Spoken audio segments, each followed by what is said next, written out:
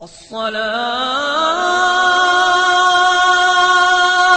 خير من النوم۔ السلام علیکم محترم ناظرین، نماز کے 10 اہم مسائل۔ نمبر 1، نماز میں حرکت کرنا۔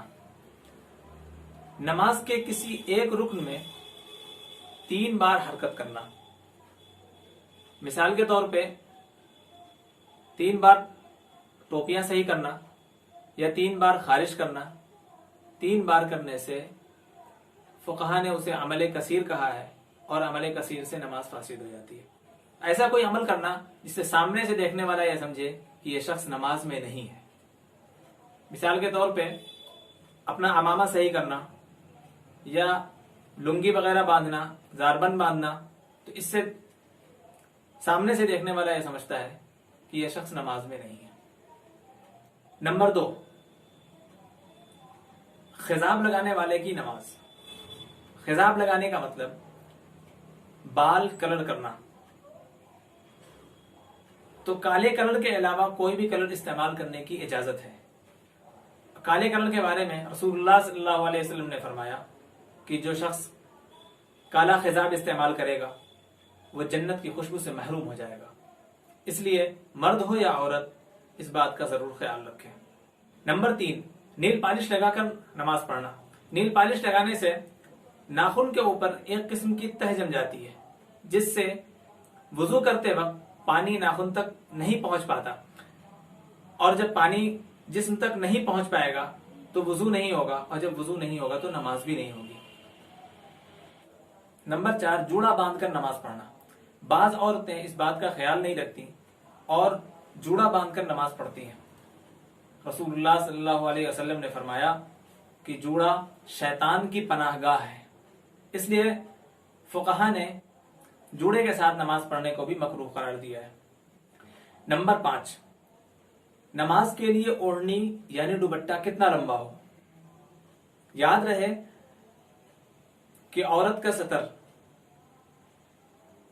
دونوں ہاتھ گھٹوں تک، پاؤں اور چہرے کے علاوہ تمام بدن سطر ہے، بال کے ساتھ ساتھ۔ اس لیے اور وہ تمام اعضاء جو نماز میں سطر ہیں ان میں سے کسی ایک عضو کا چوتھائی بھی اگر کھلا رہ گیا تو نماز نہیں ہوگی، اب وہ چاہے بال ہو یا سر ہو یا ہاتھ ہو۔ اور اوڑھنی اتنی لمبی ہو کہ سر، بال اور سینے کا اکثر حصہ ڈھکا ہوا ہو۔ نمبر 6، اگر پہلی رکعت میں سورہ ناس پڑھ لیا تو اب کیا کریں؟ اگر پہلی رکعت میں سورہ ناس پڑھ لیا تو بقیہ رکعتوں میں بھی سورہ ناس ہی پڑھیں۔ اگر اس کے علاوہ کوئی دوسرے سورہ پڑھ لی یا اس سے پہلے والی سورہ پڑھ لی تو بھی نماز ہو جائے گی بغیر سجدہ سہو کے، لیکن ایسا نہ کرنا بہتر ہے۔ سورہ ناس ہی پڑھا جائے تو زیادہ اچھا ہے۔ نمبر 7، دل میں قرأت کرنا، زبان سے نہ پڑھنا۔ اگر دل میں پڑھا اور زبان سے نہیں پڑھا یعنی قرأت نہیں کی تو قرأت ادا نہیں ہوگی، یعنی قرأت مانی نہیں جائے گی۔ اگر مطلب یہ ہے کہ اگر بالکل سکوت ہو، خاموشی ہو، تو اس پڑھنے والے کو اپنی آواز سنائی دے۔ نمبر 8، نماز آنکھیں بند کر کے پڑھنا۔ آنکھیں بند کر کے نماز پڑھنا مکروہ ہے، لیکن اگر کسی شخص کو خشوع خضوع کے لیے آنکھیں بند کرنا پڑتا ہے تو پھر کوئی حرج نہیں، لیکن قیام کی حالت میں سجدے کی جگہ دیکھنا مسنون ہے، جس سنت سے وہ محروم رہ جائے گا، اس لیے بہتر یہی ہے کہ آنکھیں کھول کر نماز پڑھی جائے۔ نمبر 9، رکوع سے اٹھ کر دعائے قنوت پڑھنا۔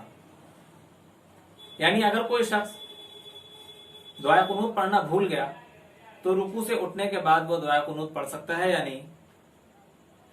تو اس سلسلے میں فقہا فرماتے ہیں کہ رکوع سے اٹھ کر دعائے قنوت نہیں پڑھنا چاہیے، اور اگر کسی نے غلطی سے ایسا کر لیا، پڑھ لیا تو بھی نماز ہو جائے گی، سجدہ سہو کر لے، لیکن ایسا کرنا بالکل صحیح نہیں ہے، برا ہے، یہ ایسا نہیں کرنا چاہیے۔ اس کا صحیح طریقہ یہ ہے کہ اگر بھول گیا تو سجدے سہو کر لے، نماز ہو جائے گی، دعا قنوت نہ پڑھے، چھوڑ دے۔ नंबर 10, लिपस्टिक लगाकर नमाज पढ़ना। अगर लिपस्टिक तह वाली है तो इस बात का ख्याल रखें कि वजू करते वक्त उसे छुड़ा लें, वरना वजू या गुस्ल नहीं होगा।